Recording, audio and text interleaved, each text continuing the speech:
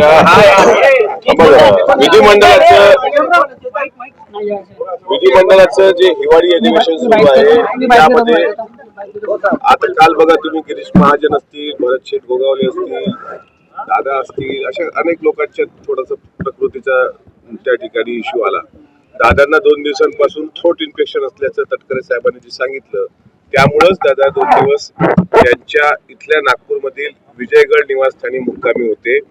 आज सकाळपासून त्यांनी कार्यकर्त्यांना भेटायला सुरुवात केलेली आहे आणि समता परिषदेचे पण काही कार्यकर्ते भेटले, भुजबळ साहेबांचे पण त्यांना काही कार्यकर्ते भेटले. त्या सर्वांचं समाधान होईल अशा प्रकारे सकाळी 6 वाजतापासून आतापर्यंत दादा विजयगडला सर्वांना भेटतायत.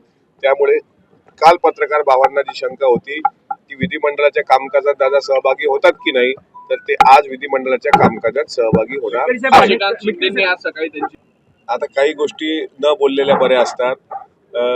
शेवटी अजितदादा उपमुख्यमंत्री झालेत, सत्तेच्या बाहेर अनेक लोक आहेत जे अस्वस्थ आहेत, त्यामध्ये शशिकांत शिंदे साहेब पण आहेत.